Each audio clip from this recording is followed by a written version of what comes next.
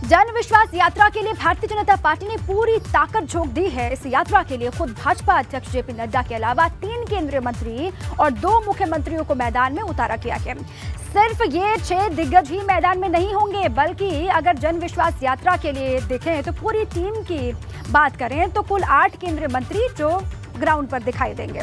UP और MP के मुख्यमंत्री के अलावा यूपी के दोनों डिप्टी सीएम भी होंगे जो ग्राउंड पर इस यात्रा को आगे बढ़ाते हुए दिखाई देंगे। साथ ही भाजपा के राष्ट्रीय अध्यक्ष जेपी नड्डा, प्रदेश अध्यक्ष स्वतंत्र देव सिंह भी मैदान में नजर आने वाले हैं। अब कितना अहम है ये जन विश्वास यात्रा भारतीय जनता पार्टी के लिए वो आप समझिए। 8 केंद्रीय मंत्री होंगे, इसके अलावा उत्तर प्रदेश के 2 डिप्टी सीएम होंगे, प्रदेश अध्यक्ष स्वतंत्र देव सिंह होंगे जो ग्राउंड पर इस यात्रा को आगे बढ़ाएंगे। तो अपने आप में बहुत अहम है ये जन विश्वास यात्रा।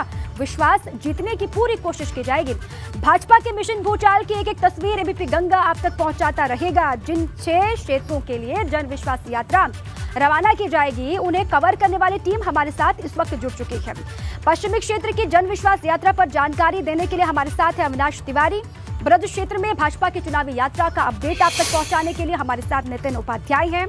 तो अवध क्षेत्र में भाजपा की जन विश्वास यात्रा की जानकारी साझा करेंगे अनुभव शुक्ला, और गोरखपुर क्षेत्र में यात्रा की तैयारियों पर अपडेट आपको देंगे हमारे साथ नीरज श्रीवास्तव। और साथ ही काशी क्षेत्र की अगर बात की जाती है तो यहाँ पर नीतीश पांडे लगातार नजर बनाए हुए हैं, वो आपको पल पल की अपडेट देते रहेंगे। और कानपुर बुंदेलखंड क्षेत्र की हर जानकारी आप तक पहुंचाएंगे हमारे साथ ही रतीश त्रिवेदी। अभी सभी के पास भी हम जाएंगे, लेकिन अब समझिए हर एक हिस्सा कितना अहम है।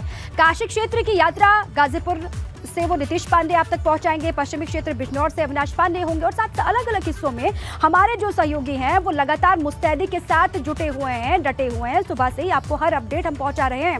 अब अलग अलग हिस्सा क्यों इंपॉर्टेंट है आपको बताते हैं। पश्चिमी क्षेत्र का चुनावी पथ क्या रहने वाला है वो भी समझिए। बिजनौर से होते हुए इसकी शुरुआत होगी, बिजनौर में मुजफ्फरनगर से होते हुए सहारनपुर पहुंचेगा, फिर शामली, उसके बाद बागपत, फिर मेरठ, उसके बाद गाजियाबाद, गौतम बुद्ध नगर, बुलंदशहर, हापुड़, अमरोहा, मुरादाबाद और उसके बाद संभल और रामपुर। ये पूरा जो विश्वास यात्रा की शुरुआत हो रही है बिजनौर से, उसके बाद कहाँ से ये यात्रा आगे निकलने वाली है वो पूरी जानकारी आप तक हम पहुंचा रहे हैं। अब पश्चिमी क्षेत्र की बात करते हैं। बिजनौर से इसकी शुरुआत होनी है और वहीं से हमारे साथी अविनाश लगातार सुबह से जुड़े हुए। अविनाश, सबसे बड़ी बात तो पश्चिमी यूपी पर लगातार फोकस रहा है बीजेपी का। हमने देखा किसान आंदोलन को लेकर जिस तरीके से स्थितियां थोड़ी सी बिगड़ी वहां पर, लेकिन अब आप वहां क्या देख पा रहे हैं, किस तरीके से ये यात्रा आगे बढ़ेगी और लोगों का विश्वास जीत पाने में कितनी कामयाब होगी भारतीय जनता पार्टी चुनाव से पहले? जी देखिए, अगर बात करें तो बीजेपी के लिए सबसे चुनौती पश्चिम क्षेत्र में ही है, क्योंकि पश्चिम क्षेत्र में जिस तरीके से किसान आंदोलन हुआ और किसान आंदोलन के खत्म होने के बाद अभी भी कई सारे किसान बीजेपी से अपनी मांगों को लेकर नाराजगी व्यक्त कर रहे हैं। खासतौर से पश्चिम बेल्ट में जो गन्ना किसान है वो लगातार समर्थन मूल्य बढ़ाए जाने को लेकर अपनी नाराजगी व्यक्त कर रहे हैं, और यही कारण है जो तमाम सारी अन्य विपक्षी दल हैं वो जब भी इधर आते हैं तो यहाँ पे समर्थन मूल्य बढ़ाए जाने की बात करते हैं गन्ना के। इसके साथ साथ जो चीनी मिलों में उनका भुगतान बाकी है उस भुगतान को करने की बात करते हैं। पश्चिम क्षेत्र में अगर आप देखिए तो जब लोकसभा चुनाव 2019 का हुआ तो बीजेपी को यहाँ पे मनमाफिक नतीजे नहीं मिले। मुरादाबाद, संभल, रामपुर, नगीना, अमरोहा, बिजनौर, ये वो तमाम सारी सीटें हैं जहाँ भारतीय जनता पार्टी को हार का मुंह देखना पड़ा।